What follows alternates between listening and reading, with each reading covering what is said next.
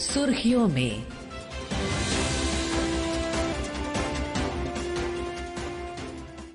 ये आकाशवाणी है। प्रस्तुत है कार्यक्रम सुर्खियों में। इसके अंतर्गत सुनिए G7 शिखर सम्मेलन के प्रमुख निष्कर्षों पर चर्चा। इसमें भाग ले रहे हैं पूर्व राजदूत गुरजीत सिंह। कार्यक्रम का संचालन कर रहे हैं अम्बरीश सक्सेना। आज के इस कार्यक्रम में हम चर्चा कर रहे हैं G7 देशों के शिखर सम्मेलन के मुख्य बिंदुओं पर और उसमें भारत की भूमिका के बारे में। और इस बारे में हमारे साथ चर्चा करने के लिए गुरजीत सिंह मौजूद हैं, जो कि पूर्व एम्बेसडर हैं और अंतर्राष्ट्रीय मामलों के विशेषज्ञ हैं। गुरजीत सिंह जी, नमस्कार। कार्यक्रम में आपका स्वागत है। धन्यवाद। जैसा कि हमें सबको मालूम है कि अभी G7 देशों का सम्मेलन कनाडा में हो रहा है, जिसमें भारत के प्रधानमंत्री नरेंद्र मोदी जी भी भाग ले रहे हैं। और इस सम्मेलन में प्रधानमंत्री जी ने G7 जो शिखर सम्मेलन है उसके आउटरीच सत्र को भी संबोधित किया और विश्व के तमाम प्रमुख नेताओं से मुलाकात की। खासतौर पे सबसे पहले मैं गुरजीत सिंह जी आपका ध्यान आकर्षित करना चाहूंगा। प्रधानमंत्री जी ने जो आउटरीच सत्र में संबोधन किया और जिसका विषय था ऊर्जा सुरक्षा, विविधीकरण, तकनीक और अवसंरचना, इसमें कई मुख्य बिंदुओं को मोदी जी ने उठाया, जिसमें भारत ने जो ऊर्जा के क्षेत्र में पहल की है उसकी उन्होंने बात की, AI और तकनीक की बात की, और साथ ही आतंकवाद से दुनिया के सामने जिस तरह की चुनौतियां पैदा हुई हैं उसका भी उन्होंने जिक्र किया। आप किस तरह से प्रधानमंत्री जी के जो पूरा संबोधन है उसका विश्लेषण करते हैं? प्रधानमंत्री जी आउटरीच सेशन में जो एनर्जी सिक्योरिटी पे था उसमें शामिल हुए, लेकिन जो G7 की इस समय स्थिति है उसके जो आउटरीच सेशन है, मैं समझता हूं कई प्रकार से G7 के खुद के सेशन से ज्यादा महत्वपूर्ण होते हैं, क्योंकि इसमें जो जरूरी बातें होती है उस पे होती है। जो G7 के खुद के सेशन होते हैं वो एक दूसरे की फूट पे ही वो कागज फेरने की कोशिश करते हैं। तो प्रधानमंत्री ने जो एनर्जी सिक्योरिटी के ऊपर बात की, उन्होंने ये बताया कि भारत में आजकल तकरीबन सब घरों में बिजली है और उसका जो मूल्य है बिजली का सबसे कम दुनिया भर में है, और भारत एक उभरती हुई इकोनॉमी है। इसलिए भारत ये रिन्यूएबल एनर्जी को यूज करके उसको बढ़ाकर थर्मल एनर्जी का रोल कम कर क्लाइमेट चेंज में भी अपना पूरा रोल निभा रहा है। और 500 गीगावाट की जो रिन्यूएबल एनर्जी है, प्रधानमंत्री ने इसके ऊपर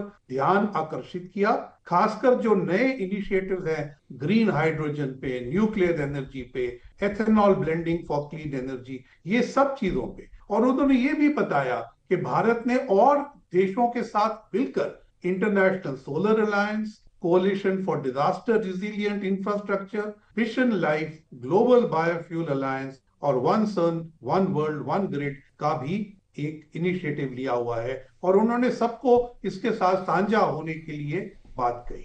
अब आप दूसरा जो बिंदु आपने बोला वो है टेररिज्म। तो इसमें प्रधानमंत्री ने बिल्कुल स्पष्ट रूप से कहा कि टेररिज्म इस समय बहुत गंभीर समस्या है और इसके ऊपर डबल स्टैंडर्ड नहीं होना चाहिए। उन्होंने कहा जो पहलगाम में टेररिस्ट अटैक हुआ था वो भारत के ऊपर था, लेकिन पूरी ह्यूमैनिटी के ऊपर उसका असर पड़ा। लेकिन उन्होंने ये भी कहा कि कई देश हमारे साथ खड़े रहे और उन्होंने डेमोक्रेटिक जो लोकतांत्रिक वैल्यूज हैं उनकी समर्थन किया, उनका धन्यवाद किया। गुरजीत सिंह जी, एक बात जो अभी आपने कही उसके बारे में मैं थोड़ी और जानकारी चाहूंगा। जो ग्लोबल साउथ और ग्लोबल नॉर्थ की जो बात है और जो हमारा वैचारिक अंतर है, चूंकि G7 विकसित देशों का समूह है, तो जो विकसित देशों की पूरी अप्रोच है और जो विकासशील देशों की जो पूरा दृष्टिकोण है ऊर्जा को लेके, क्लाइमेट चेंज को लेके, तो ये जो गैप है भारत इसमें किस तरह की भूमिका अदा कर सकता है? G7 की आउटरीच में जो पार्टिसिपेंट्स हैं वहां तो साफ नजर आता है कि ब्रिक्स के देशों को बुलाया जा रहा है और बार बार बुलाया जा रहा है, क्योंकि उनके बिना कोई दुनिया की प्रॉब्लम का हल नहीं है। हम जानते हैं कि भारत दुनिया की हर समस्या को हल नहीं कर सकता, लेकिन भारत के बिना ऐसा कोई हल भी नहीं है दुनिया में, इसलिए हमें G7 में बार बार बुलाया जाता है। अब हम अतिथि नहीं है, परमानेंट गेस्ट समझ लीजिए। तो लेकिन जो G7 है सन 2000 में तकरीबन उसका ग्लोबल GDP में शेयर 40% से ऊपर था। 2025 में 25% से कम है। तो पलड़ा जो इकोनॉमी का है वो चेंज हो चुका है जी। दूसरी बात है कि G7 वैसी विकसित देश थे जो डेमोक्रेसी में बिलीव करते थे, लेकिन अब भारत भी तो बड़ी लोकतांत्रिक शक्ति है, हमारी इकोनॉमी भी सबसे फास्टेस्ट ग्रोइंग लार्ज इकोनॉमी है। तो इससे जो हमारी समस्याएं हैं और हमारा दृष्टिकोण है ये उनको समझना है, इसमें अभी भी थोड़ा गैप है। लेकिन हम ये देख रहे हैं कि G7 ने जो वादे किए थे उसमें अपना हाथ दिखाना चाहते थे, उस हद तक दिखा नहीं रहे। इसलिए ग्लोबल साउथ के कई देश हैं जो अब इन चीजों में आगे बढ़ रहे हैं और खुद ग्लोबल साउथ की मदद कर रहे हैं। गुरजीत सिंह जी, एक बात और जो प्रधानमंत्री ने कही वो आर्टिफिशियल इंटेलिजेंस AI की बात की, उसको हरित ऊर्जा से जोड़ने की उन्होंने बात की। साथ ही जो डेटा को लेके विश्व स्तर पर जिस तरह की समस्याएं हैं, डेटा प्रोटेक्शन की समस्या है, मिनरल्स की समस्या और AI आधारित गवर्नेंस जैसे मुद्दों को उन्होंने उठाया। इन मुद्दों को आप कितनी अहमियत देते हैं और इसमें अभी क्या क्या काम भारत की तरफ से और विश्व स्तर पर किए जाने की जरूरत है? जो ये एनर्जी ट्रांजिशन है उसमें AI और एनर्जी टेक्नोलॉजी डेटा ये सब उसमें आता है, लेकिन इसके ऊपर कोई नियम नहीं है, इंटरनेशनल नियम नहीं है। इसलिए हर देश वही कर रहा है जो वो चाहता है और इसी मुद्दे पर यूनाइटेड स्टेट्स और यूरोप के बीच में वाद विवाद भी है। लेकिन हम नहीं चाहते हैं कि इस बारी इसके ऊपर रूल बन जाए और भारत चाहता है कि इस रूल मेकिंग में हम शामिल हों और अफोर्डेबल एनर्जी जो रिलायबल भी हो, सस्टेनेबल भी हो, वो भारत की टॉप प्रायोरिटी है। और ये एनर्जी ट्रांजिशन जो हो रहा है ये जस्ट होना चाहिए, मतलब ये बराबर का होना चाहिए और इसमें जिम्मेवारी उठानी चाहिए लोगों को कि हम सिर्फ ग्लोबल साउथ को एक फील्ड ऑफ प्ले नहीं बनाएंगे लेकिन उसके साथ काम करेंगे और इसमें भारत अपना नेतृत्व दिखा रहा है। गुरजीत सिंह जी, अभी G7 में प्रधानमंत्री ने सम्मेलन में भाग लेने और आउटरीच में संबोधन के अलावा विश्व के कई नेताओं से अलग से भी बैठकें की। खासतौर पे मैं जिक्र करना चाहूंगा जो मोदी जी की बैठक हुई जर्मनी के जो नए चांसलर हैं फ्रेडरिक मर्ज के साथ, और दोनों नेताओं ने कई मुद्दों पर सहमति जताई जिसमें व्यापार के बारे में बात हुई, रक्षा, हरित ऊर्जा, शिक्षा, नवाचार, मोबिलिटी, इन तमाम मुद्दों पे बात हुई। आप ये दोनों देशों के बीच में जो ये सहयोग की बात हुई इस बारे में और हमारे श्रोताओं को क्या जानकारी देना चाहेंगे? प्रधानमंत्री मोदी ने 3 नए लीडर से बातचीत की। एक आपने कहा जर्मनी के फ्रेडरिक मर्ज, दूसरे कनाडा के खुद जो लीडर है, तीसरा मेक्सिको की जो इनवाइटेड लीडर है क्लॉडिया शाइनबॉम, इनके साथ बातचीत। अब रही फ्रेडरिक मर्ज की बात। फ्रेडरिक मर्ज और प्रधानमंत्री की पहले मुलाकात नहीं हुई। वो एक ऐसे नए जर्मन लीडर हैं जो ना तो भारत को दादा उनसे कुछ पाला पड़ा है, ना भारत ने उनसे कोई पहले मुलाकात की गई। तो ये एक बहुत जरूरी मीटिंग थी कि दोनों नेता एक दूसरे को परख लें और अपनी जो राजनीतिक और जियोपॉलिटिकल जो इकोनॉमिक स्ट्रैटेजी है उसके ऊपर एक हाथ कस लें कि हम इसको आगे बढ़ाएंगे। जो इनकी बातचीत हुई उसमें ये लगा कि फ्रेडरिक मर्ज ने वही गर्मजोशी दिखाई जो प्रधानमंत्री चाहते थे और उसने कहा कि हमारे 25 साल हो गए हैं स्ट्रेटेजिक पार्टनरशिप को और इसको हम बढ़ाते रहेंगे। इसमें सस्टेनेबिलिटी पार्टनरशिप है हमारी और ग्रीन पार्टनरशिप है, अर्बन मोबिलिटी की पार्टनरशिप है, कई तरह की सस्टेनेबल डेवलपमेंट गोल्स के मुद्दों के ऊपर हमारी पार्टनरशिप्स हैं, इनको हम बढ़ाएंगे। लेकिन हम अब इंडो पैसिफिक और स्ट्रेटेजिक पार्टनरशिप को भी ज्यादा महत्व देंगे। तो मैं समझता हूं ये जो शुरुआत हुई है मर्ज के साथ ये बहुत अच्छी मुलाकात हुई है। गुरजीत जी, कनाडा के भी नए प्रधानमंत्री जो मार्क कार्नी हैं उनसे भी प्रधानमंत्री की पहली बार मुलाकात हुई थी और हमारे कनाडा के पिछले काफी समय से संबंध बहुत अच्छे नहीं चल रहे थे। तो ये बहुत महत्वपूर्ण है कि अब संबंधों में नए सिरे से एक अच्छी शुरुआत होने की उम्मीद है और दोनों ही प्रधानमंत्रियों ने कई मुख्य विषयों पर बात की। भारत और कनाडा के संबंध अनेक प्रकार से बहुत ही महत्वपूर्ण है। कनाडा की अनेक कंपनियों का भारत में निवेश है। भारत के लोगों का भी कनाडा की धरती पर बहुत बड़ा निवेश है। लोकतांत्रिक मूल्यों को समर्पित कनाडा और भारत मिलकर के लोकतंत्र को मजबूत करना होगा, मानवता को मजबूत करना होगा, हमारे रिसोर्सेज का ऑप्टिमम यूटिलाइजेशन कर करके मानव जात के कल्याण के काम में कैसे ला सकते हैं, उस दिशा में हम प्रयास करते रहेंगे। गुरजीत जी, आप और क्या इसमें जोड़ना चाहेंगे?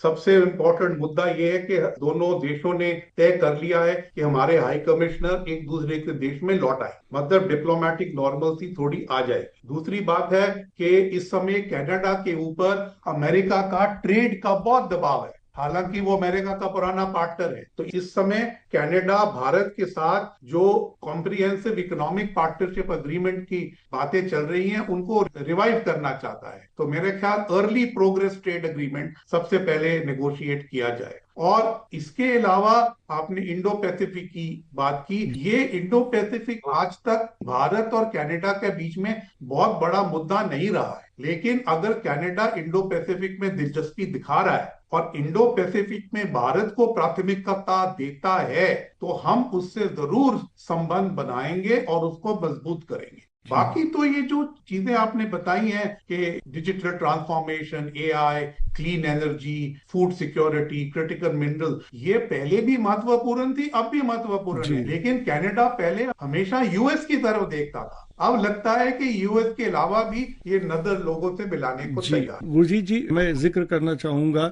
मैक्सिको की नई राष्ट्रपति जो क्लाउडिया शीनबाउम है, उनसे भारत के प्रधानमंत्री की मुलाकात की, जो काफी अच्छी रही और कई मुद्दों पर उन दोनों के बीच में बातचीत हुई। खासतौर से सेमी कंडक्टर्स की जब हम बात करते हैं, भारत काफी बड़े पैमाने पर इस क्षेत्र में आ गया है और आगे जाना चाहता है। क्वांटम टेक्नोलॉजी की बात की, मिनरल्स की बात की। तो भारत और मैक्सिको के बीच में आप इस बातचीत के बाद किस तरह के सहयोग की कल्पना करते हैं? मेक्सिको भी एक देश है जो अमेरिका के साथ ट्रेड पे बहुत टाइटली जुड़ा हुआ है, जैसे कनाडा। लेकिन जो अमेरिका के नए टैरिफ्स लग रहे हैं, वहां से जो मेक्सिको यूएस लिंक है वो थोड़ा उखड़ गया है। तो मेक्सिको भी कनाडा की तरह नए पार्टनर ढूंढ रहा है जिनके साथ वो trade, economy, investment, science and technology में ज्यादा काम कर सके। इसलिए इस बारी जो क्लाउडिया शाइनबॉर्न ने प्रधानमंत्री से मीटिंग की, एक तो बड़ी बात है कि उन्होंने टेररिज्म को कंडेम किया है ओपनली। दूसरी बात है जो ग्लोबल साउथ का व्यू है उसमें हम इकट्ठे काम करेंगे। तीसरा जरूरी है कि उन्होंने फार्मास्यूटिकल सेक्टर में भारत को मेक्सिको आकर ज्यादा महत्वपूर्ण भूमिका निभाने के लिए आमंत्रित किया है, और ये मैं समझता हूं बहुत जरूरी है, क्योंकि इसके अलावा कृषि का जो एरिया है और जो स्वास्थ्य का एरिया है ये बड़े जरूरी हैं। इसके अलावा टेक्नोलॉजी, इनोवेशन, डीपीआई, ये तो मुद्दे रहते ही हैं। और हम ये चाहते हैं कि सेमीकंडक्टर्स, एआई, क्वांटम और क्रिटिकल मिनरल्स में भी जो मेक्सिको आगे कदम बढ़ा रहा है, हम उसके साथ कदम मिला सकें और एक पार्टनरशिप बना सकें। हम सभी ये उम्मीद रखते हैं कि प्रधानमंत्री नरेंद्र मोदी की इस यात्रा के बाद, G7 में उनकी भागीदारी के बाद, और जो उन्होंने आउटरीच में जितना महत्वपूर्ण संबोधन किया और तमाम नेताओं से, मैक्सिको, कनाडा और जर्मनी के नेताओं के साथ जो उनकी बातचीत की, इससे भारत दुनिया की विकास यात्रा में और देश की विकास यात्रा में आगे जाएगा। गुरजीत जी, इस कार्यक्रम में भाग लेने और इतनी महत्वपूर्ण जानकारी देने के लिए आपका बहुत बहुत धन्यवाद। धन्यवाद जी। अभी आप सुन रहे थे G7 शिखर सम्मेलन के प्रमुख निष्कर्षों पर चर्चा। इसमें भाग ले रहे थे पूर्व राजदूत गुरजीत सिंह। कार्यक्रम का संचालन कर रहे थे अम्बरीश सक्सेना। यह कार्यक्रम आकाशवाणी के समाचार सेवा प्रभाग द्वारा प्रस्तुत किया गया। इसे आप हमारे mobile app news on AIR और YouTube channel news on AIR official पर भी सुन सकते हैं। इस कार्यक्रम के संबंध में अपनी प्रतिक्रिया आप हमें ईमेल या व्हाट्सएप के माध्यम से भेज सकते हैं। ईमेल का पता है airnsdtalks@gmail.com और व्हाट्सएप नंबर है 9289094044। सुर्खियों में